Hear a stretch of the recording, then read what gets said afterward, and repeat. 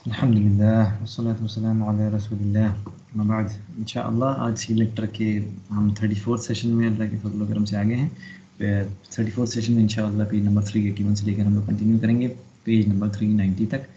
तो यहाँ पर हम जो है बहुत एक अच्छी दुआ आएगी, जो ये दुआ इंसान को मांगनी चाहिए। ये उहुद के मैदान में के वक्त जो है, जब ये जो बैटल हुई थी उस वक्त आपने ये दुआ की थी। तो अब आपने पहले सबसे कहा कि देखो सब लोग लाइन में खड़े हो जाओ, उसके बाद से हम लोग बहुत धीरे आवाज आ रही। 1 मिनट, अभी अभी आ रही है सही? अभी भी धीरे ही लग रही है तो। हाँ ठीक है।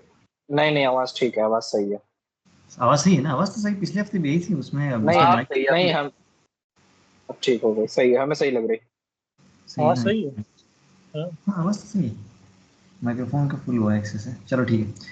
तो इंशाल्लाह यहाँ पर मुझे बता रहे थे कि तो ये जाके ये दुआ पढ़ी। ये दुआ देखिए इतनी ज़बरदस्त दुआ है। पहले तो सब अल्लाह की हमद बयान की, और फिर अल्लाह के नबी ने मतलब जिसे जो तरीक़े से क्या है कि जो भी अल्लाह ताला जो विथहोल्ड करना चाहता है, no one can withhold what you permit, और फिर ये सब होती है। ठीक है, इसके बाद से फिर अल्लाह ताला जिसको गाइड करे वही गाइड होता है, जो नहीं गाइड करे वो इसको गाइड नहीं कर सकता। यानी इस तरह से अल्लाह की सारी हमद बयान करना कि पहले तो अल्लाह ताला की तारीफ़ करना। ठीक है, इस तरीके से यही तरीका भी दुआ का है। उसके बाद से फिर अब जो है सवाल करते हैं दुआ का। जैसे पहले कहते हैं कि अल्लाह मैं आपसे हमेशा की ब्लिस यानी हैप्पीनेस मांगता हूँ जो कभी भी बदलती नहीं है, और अल्लाह मैं आपकी हेल्प मांगता हूँ हार्डशिप में, और यू अलोन वी रिसोर्ट यानी कि जब इस खौफ के दिन में सिक्योरिटी अमन के लिए हम आप ही की तरफ पलटते हैं, और अल्लाह ताला हम आप ही की तरफ पलटते हैं कि आप उस एविल से बचाइए जो आपने हमें दिया है, और फिर जो चीज़ आपने हमसे रोक के रखी उसके भी एविल से अल्लाह हमको बचाए। ठीक है, और फिर ये है कि अल्लाह ताला हमारे जो ये ईमान को अल्लाह ताला हमारे दिल में एकदम रासिख कर दे, इसको इससे मोहब्बत करने वाला बना दे, और जो डिसबिलीफ है, कुफ्र है, गुनाह है, जितनी चीज़ें अल्लाह ताला उस सबको हम हमारे लिए डिटेस्टेबल एकदम नफ़रत हम लोग को उससे हो, उसके पास भी जाने का मन ना करे, इतना नफ़रत दिल में हो जाए। अल्लाह ताला हम लोग को उनमें शामिल करे जो डायरेक्टली गाइडेड हैं। फिर ये दुआ है कि अल्लाह ताला हमें मुसलमान की तरह जीने की तौफ़ीक़ अता फ़रमाए, और हम मौत भी हमारे मुसलमान की तरह हो, और हम जो हैं जो अबरार हैं, जो राइटियस लोग हैं, उनके साथ हम लोग जुड़ें बिना किसी डिसग्रेस और उसके साथ बिना मिसलीड हुए। और फिर लास्ट में दुआ करते हैं अल्लाह जितने भी डिसबिलीवर हैं, जितने कुफ़ार जिन्होंने आपके रसूल को झुटलाया है और आपकी सही राह से भटकाया है, उनको अल्लाह डिस्ट्रॉय कर दे। और फिर ये दुआ की कि अल्लाह आपकी पनिशमेंट इन डिसबिलीवर्स पर हो, और ये भी कहते हैं कि अल्लाह उन कुफ़ार को भी डिस्ट्रॉय करिए जिनको आपने किताब दी, यानी अहले किताब यहूद नसारा। फिर कहते हैं इलाहल हक़ जो लास्ट में है। तो ये देखा जाए बहुत ही अच्छी दुआ है। तो कम से कम जुमे के दिन या जो आखिरी जो वक्त होता है ना, असर के बाद वाला वक्त होता है, उसमें भी इंसान को इस तरह की दुआ चुन कर उस वक्त मांगनी चाहिए, क्योंकि वही बताते हैं कि जो जुमे के दिन जो एक वक्त ऐसा होता है, एक और ऐसा होता है जिसमें दुआएं कबूल होती हैं। तो वो दुआ बहुत सारे इसमें जैसे अक़वाल हैं, लेकिन उसमें सबसे अच्छा बताया जाता है कि असर के बाद और मगरिब से पहले का ये वक्त होता है। उसके बाद से फिर यहाँ पर हम देखते हैं कि डिस्प्ले ऑफ लव रिसीव्ड क्या होता है कि जब सब कुछ हो जाता है, सारे मार्टिर्स को बरी कर दिया जाता है उनको, फिर आप सल्लल्लाहु अलैहि वसल्लम वापस मदीने की तरफ लौटते हैं, और वहाँ पर देखने को मिलता है कि जितनी भी जो मतलब जो लोगों का अनपैरेलल्ड एग्जाम्पल, और जो मोमिना जो औरतें थीं उन्होंने कैसे दिया। तो हम यहाँ पढ़ते हैं कि हमना बिन्त जहश जो थी, ये अल्लाह के नबी सल्लल्लाहु अलैहि वसल्लम से मिलती हैं, और फिर और फिर आप बताते हैं कि तुम्हारे भाई का मतलब भाई का इंतकाल हो गया है। तो अब्दुल्ला बिन जहश थे जो, तो फिर कहा, तो उन्होंने कहा कि इन्ना लिल्लाहि व इन्ना इलैहि राजिऊन, और अल्लाह से मग़फ़िरत में उसका। फिर उसके बाद से बताया कि तुम्हारे जो मैटरनल अंकल हैं, ठीक है, हमज़ा यानी मैटरनल अंकल यानी मामू, उनका भी इंतकाल हो गया है। तो वो भी यही बात रिपीट करती हैं। फिर जो है जब ये बताया जाता है कि तुम्हारे शौहर मुसअब इब्न उमैर जो इतने मशहूर सहाबी, ये इन्हीं के शौहर थे, ये सुनते ही जो है कि उनकी भी डेथ हो गई। 2 में तो सब्र कर गई, लेकिन इसमें वो बहुत ज़्यादा she began to shout and cry.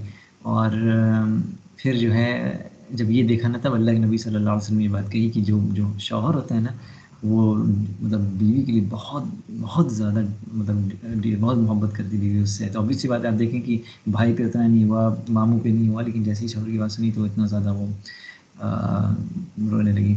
उसके बाद से फिर बनी दिनार के पास एक औरत के पास गुजर हुआ जिनके हस्बैंड, फादर, ब्रदर सब के सब का मतलब सब के सब शहीद हो गए थे उहद के मैदान में। और जब उनसे कहा गया कि सबका इंतकाल हुआ, तब ये बहुत मिसाली औरत थी। उन्होंने कहा कि अल्लाह के नबी सल्लल्लाहु अलैहि वसल्लम कैसे हैं? उन्होंने कहा कि नहीं, वो तो ठीक है। तब वो कहती हैं कि अल्लाह का शुक्र अदा करती हूँ, कहती हैं कि जब लोग उनसे कहा जाता है कि he is well and as good as you desire, and जैसा कि आप तवक्को करती वैसे ही वो हैं, तब वो कहती है चलो मुझे देखने दो, मैं उनको देखना चाहती हूँ। तो वो लोग इशारा करते हैं। तब वो कहती हैं ये बात कि मतलब जब तक आप सेफ हैं ना, आप सेफ हैं, तब तक के लिए कोई भी मिसफॉर्च्यून, कोई भी मसला, कोई परेशानी वाली बात ही नहीं है। यानी बस आप सेफ, ये होता है ईमान का लेवल, ये अंदाज़ा लगाए इंसान। तो मुसअद बिन मुआज़ जो हैं, वो भी आती हैं अल्लाह के नबी सल्लल्लाहु अलैहि वसल्लम के पास दौड़ते हुए, और फिर जो है देखती हैं कि उनका उनका बेटा जो है ना, उनके जो जानवर था, अल्लाह के नबी सल्लल्लाहु अलैहि वसल्लम जिस पे सवारी कर रहे थे, तो उसी की जो रेन को पकड़ा हुआ था। तो जैसे ही उसने अपनी माँ को देखा, तो तब उसने कहा कि ये मेरी माँ है। अल्लाह के नबी सल्लल्लाहु अलैहि वसल्लम से कहा कि ये मेरी माँ है। इंशाल्लाह अदीब यहाँ से कंटिन्यू करें 383 से। बिस्मिल्लाहिर्रहमानिर्रहीम। रब्बि इश्रह ली सदरी वयस्सिर ली अमरी वाहलुल उक़दतम मिन लिसानी यफ़क़हू क़ौली। तो फिर जब वो उनको पता चला कि उनके बेटे का शहीद हो गए, तो वो दौड़े दौड़े नबी करीम सल्लल्लाहु अलैहि वसल्लम के पास आई। उनका नाम था साद बिन मुआद रज़ियल्लाहु अन्हु।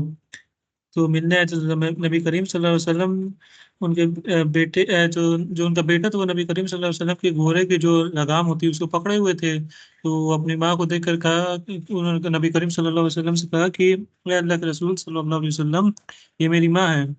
तो नबी करीम सल्लल्लाहु अलैहि वसल्लम ने इरशाद फरमाया कि उनका वेलकम किया और रुक गए। फिर वो जब करीब आई, तो नबी करीम सल्लल्लाहु अलैहि वसल्लम ने उनका जो बेटा था अम्र बिन मुआद की शहादत पे उनको तसल्ली दी थी, लेकिन उन्होंने कहा कि जब तक उन्होंने सोची उनका मतलब कितना वो मतलब उनसे प्यार करती थी नबी करीम सल्लल्लाहु अलैहि वसल्लम से। उन्होंने कहा कि जब तक मैं आपको महफूज देखती हूँ, मुझे अपनी मुसीबत कुछ भी नहीं लगती। मतलब उनका बेटे शहीद हो गया, उसके बाद भी उन्होंने ये बात कही।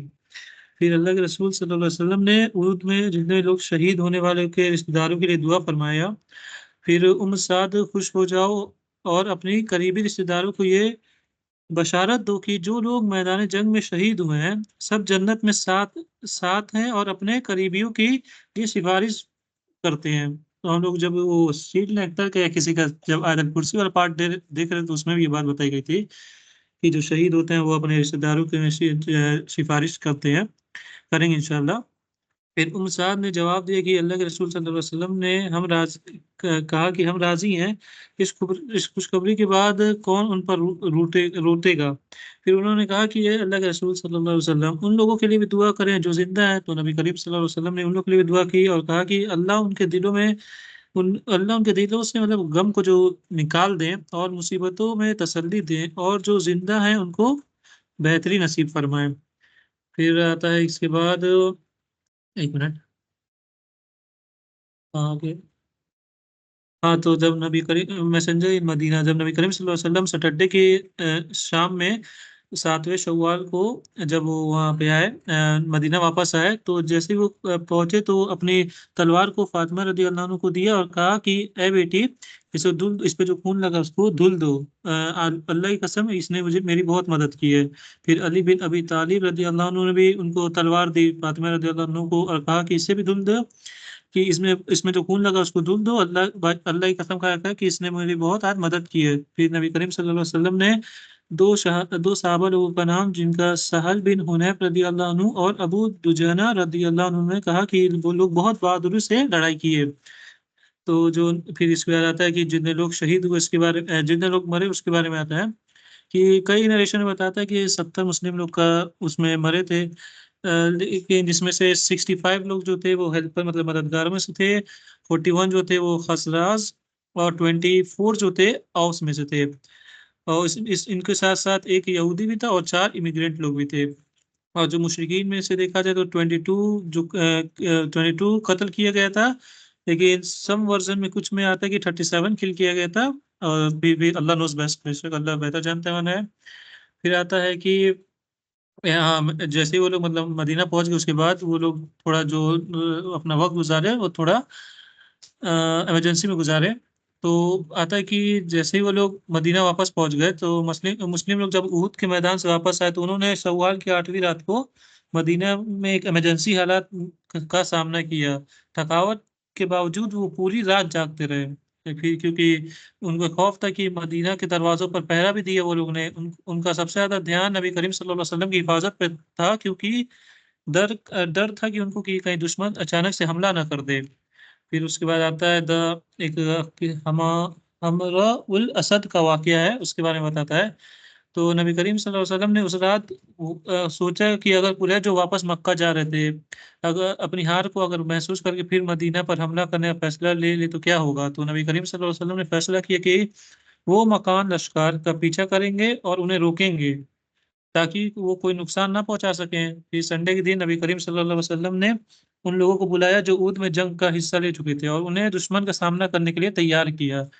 तो फिर जब अब्दुल्ला बिन उबई ने साथ चलने के मतलब बोला कि मैं भी साथ चलूंगा, तो नबी करीम सल्लल्लाहु अलैहि वसल्लम ने मना कर दिया और कहा कि सिर्फ वही लोग जाएंगे जो उहुद की लड़ाई में पहले लड़ चुके हैं। तो जैसा अल्लाह खैर मेरा यहीं तक था, अब आगे काशिफ का इंशाल्लाह। जज़ाकल्लाह खैर।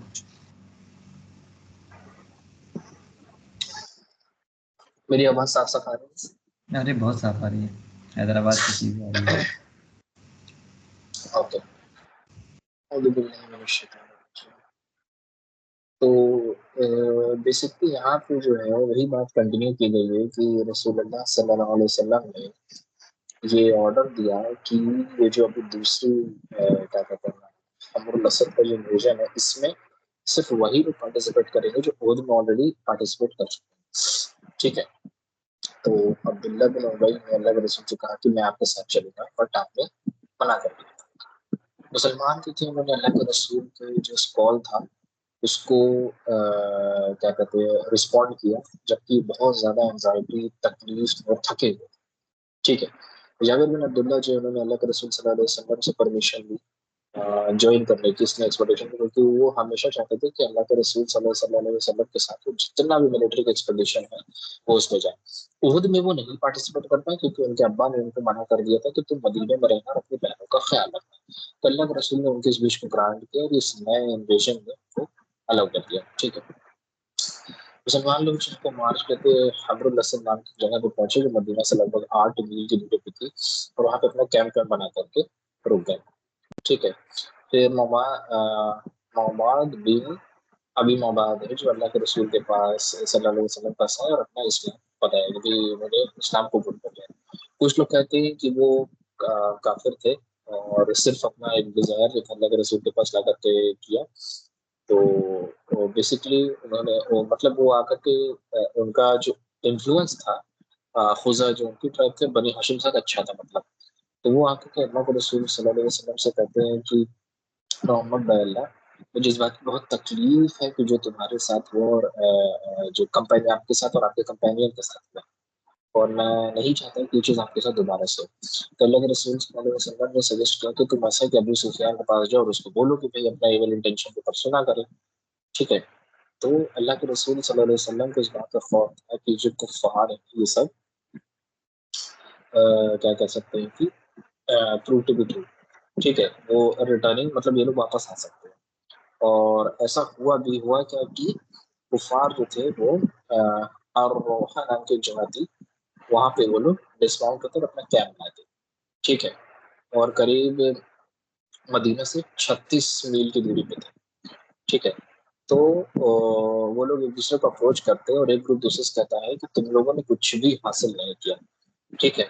तुम लोगों ने फोर्स कहते हैं ब्रोक डाउन, मतलब तुमने उनकी फोर्स को तो तोड़ दिया लेकिन तुमने उन्हें छोड़ दिया। और अभी भी कुछ डिस्टिंग्विश्ड मैन जो थे अमंग देम जो कि क्या कहते हैं फाइट कर सकते थे तुमसे, ऐसा करते हैं कि हम वापस चलते हैं उन्हें क्रश कर देते हैं। ठीक है। ये जो मतलब जल्दबाजी में लिया गया डिसीजन था, जो कुछ आधे दिमाग के पगले एडल्टर सब थे, बिना जज किए दोनों तरफ के आदमी के पोटेंशियल को खाली गर्मा गर्मी में डिसीजन ले लेते हैं कि ठीक है हम लोग जाएंगे। ठीक। इसमें से एक लीडर था कुरैश का सफवान बिन उमैया। उसने क्या किया ना कि इस डिसीजन को डिस्करेज करने की कोशिश की और उसने बोला कि देखो ऐसा कुछ करने की जरूरत है, मुझे लगता है कि जो पीछे रह गए थे वो जिन्होंने पार्टिसिपेट नहीं किया वो पार्टिसिपेट कर सकते हैं। ठीक है। तो ऐसे बेहतर है कि हम लोग एक तरीके से तो हमने मतलब उनकी फोर्स को क्रश भी किया, उनको बहुत लॉस भी है, तो एज ए विनर वापस जाते हैं। हमें नहीं पता कि दोबारा से हम लोग फाइट करेंगे तो क्या हासिल होगा। क्या उसका रिजल्ट होगा। तो इससे बेहतर है कि इस चीज को यही एंड कर देते हैं। तो अब इस पे काफी वेटेड आर्गुमेंट हुआ। मेजोरिटी ऑफ जो कुफार थे वो क्या कहते हैं कि डिटरमेंट थे कि नहीं हम लोग वापस से जाएंगे, ठीक है। तो फिर मवाद बिन अबी नवाज जो थे वो वहां पे पहुंचे और उनके प्लान्स को खत्म करने की कोशिश की। उन्होंने फिर मतलब एग्जैजरेट करके खतरा बताया कि जो आगे उनके लिए वेट कर रहा है कि मोहम्मद सल्लल्लाहु अलैहि वसल्लम के पास जो है नए लोग भी हैं और कई होस्ट ऑफ फाइटर्स है और उन्हें कभी इतनी खतरनाक फोर्स को नहीं देखा। उन्होंने उन सारे ट्रूप्स को इकट्ठा कर लिया है जो उहुद में लड़ाई नहीं किए थे और जो पीछे रह गए थे। और उन्हें इस बात का बहुत मतलब रिग्रेट है कि उन्होंने उहुद में लड़ाई नहीं की और उन्हें दोबारा से मौका बदला लेने का मुझे, ठीक है। उनके दिल में कुफारों को बहुत नफरत ही है। तो अबू सुफियान ने बोला कि वो टू वो तो फिर तुम क्या सजेस्ट करते। तो उन्होंने फिर मैं बाद में ये चीज सजेस्ट की कि भाई अल्लाह, मुझे ऐसा लगता है कि तुम लोग you would not leave until he comes to and see the heads of their horses or until the vanguard of their army turns up and you run behind that hill, ठीक है। तो उनकी आर्मी यहाँ पे आ जाती है तो तुम उसके पीछे भाग जाते हो हिल के पीछे। तो फिर अबू सुफियान कहता है तो हम एक कॉमन कंसेंट पे पहुंचते हैं मुसलमानों को क्रश करने के लिए उनके पावर को। The man once more with an implied warning advised him to stop। तो उन्होंने फिर दोबारा से जो है उनको क्या कहते हैं कि अबू सुफियान को दोबारा से महराज ने सजेस्ट किया कि ये काम मत करो, रुक जाओ। फिर ये सब न्यूज जो होती है in the light of this events resolution ये निकलता है कि determination of the Meccan army feared and panic and terror over people। मतलब बेसिकली मवाद की बात सुन करके और फिर आपस में भी थोड़ा बहुत करने के बाद जो है उन लोग को ये समझ में आता है कि खौफ हो जाता है, उनके दिल में खौफ आ जाता है कि भाई ये डिसीजन कुछ ठीक नहीं लग रहा। तो उनके लिए सेफेस्ट यही रहेगा कि वो लोग अभी के लिए विड्रॉ करके मक्का की तरफ वापस चले जाए। हाउएवर एक अल्टरनेटिव ये होता है कि started a hostel propaganda whose aim was to discourage the Muslim army from pursuing them। मतलब एक तरीके का वो लोग हॉस्टल प्रोपेगेंडा करते कि मुस्लिम आदमी उनका पीछा ना करे। एक कैरावन रहती है अब्दुल कैस की जो कि पास बाय देम और इट्स हेड टुवर्ड्स मदीना, मतलब वो मदीने की तरफ जाने वाली रहती है। तो अबू सुफियान जो रहता है अपने प्रोपेगेंडा के कॉन्टेक्स्ट में उसे कहता है कि अल्लाह के रसूल सल्लल्लाहु अलैहि वसल्लम के पास मैसेज पहुंचा देना कि मक्का जो है वो रैली करते हुए अल्लाह के रसूल को मारने के लिए आ रहा है और उसके कंपेनियंस को। He returned for the delivery of this message. Abu Sufyan promised to give people a caravan of loads of raisins at the forum of Uqas being the following day।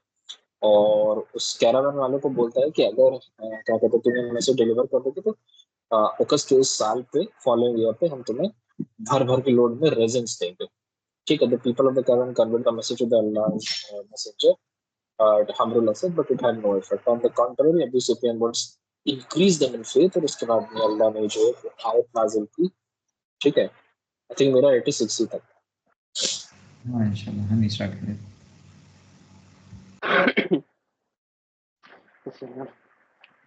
Okay, तो यहाँ पे दिया हुआ है कि अबू सुफियान ने मतलब कोशिश किया मुस्लिम आर्मी को वीक करने की, बात सेंडिंग द मैसेज और वो सारी चीज, बट अल्लाह ताला की तरफ से यहाँ किरायत रिवील हुई कि इनके चालों की वजह से जो अल्लाह ताला की तरफ से आयत रिवील हुई जिसकी वजह से मुस्लिम लोगों के जो फेथ था, ईमान था, वो और ज्यादा बढ़ गया और अबू सुफियान का जो मतलब प्लान था वो पूरी तरह से पूरा नहीं हो पाया। उसके बाद मुस्लिम लोग ने मतलब रिस्पॉन्ड किया उस चीज को कि Allah is enough for us and हम लोग अल्लाह ताला के ऊपर ट्रस्ट करते हैं। और उसके बाद तो अब यहाँ पे दिया हुआ है कि जो बैटल ऑफ उहुद थी उसके मतलब तुरंत बाद एक फॉलो अप मतलब एक इवेंट हुआ था जो कि एक सेपरेट लड़ाई नहीं थी, बट उसी का तुरंत बाद एक छोटा सा इवेंट हुआ था जिसका नाम था वन सेकेंड, हमरू अल असद।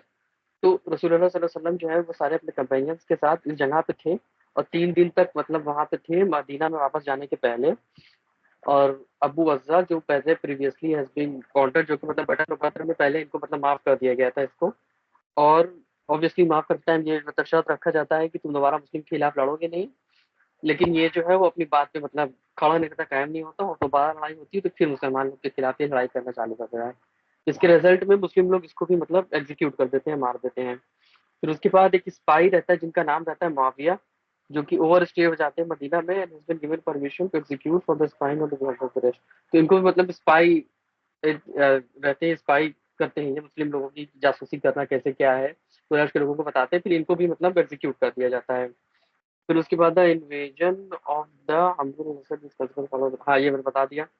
अब स्कॉलर लोग का मतलब ये कहना है कि जो बैटल ऑफ बद्र थी वो मुस्लिम लोग के लिए जीत थी कि हार थी, इस पे थोड़ा सा मतलब डिबेट है, लेकिन ओवरऑल जो कुरैश की जो आर्मी थी वो सुपीरियर थी सेकेंड फेज में, लेकिन they fail to destroy the Muslim army, लेकिन वो पूरी तरह से मुस्लिम आर्मी को खत्म नहीं कर पाई। और मुस्लिम जो है वो रीग्रुप होते हैं after fought back despite losses, लेकिन मुस्लिम लोग जो है वो हार नहीं मानते और रीग्रुप होते हैं, भले मतलब इतना लॉस होने के बाद, इतना मतलब दिक्कत झेलने के बाद भी। और कुरैश लोग मतलब देखते हैं मुसलमान लोग का करेज की इतनी कंडीशन हो गई, इतना सब कुछ हो गया, लेकिन ये सब हार नहीं मान रहे हैं। तो इस चीज को देख के वो लोग थोड़ा सा मतलब अंदर से उनके अंदर डर आ जाता है कि अब मुसलमान लोग के ऊपर हम लोग को हमला करना चाहिए कि नहीं करना चाहिए, हेजिटेशन आ जाता है कि अरे यार इन लोग के ऊपर हमला करें कि ना करें। और no Muslim prisoners were taken at the Quraysh, और कोई भी मतलब मुस्लिम प्रिजनर लोग मतलब नहीं लिए जाते हैं, कुरैश लोग उतना कैप्चर नहीं करते, और उनको भी कुछ भी स्पॉइल्स ऑफ वॉर नहीं मिलता, माल गनीमत कुछ नहीं मिलता। तो इससे ये हमें पता चलता है कि कुरैश के लिए पूरी तरह से फुल फ्लेज विक्ट्री तो नहीं थी। अब नेक्स्ट जिसका भी कंटिन्यू कर लें। असल में अभी मुदस्सिर है नहीं, तो इंशाल्लाह हम लोग यहीं पर स्टॉप करते हैं। सुब्हानकल्लाहुम्मा व बिहम्दिका अशहदु अन ला इलाहा इल्ला अंता अस्तगफिरुका व अतूबु इलैक।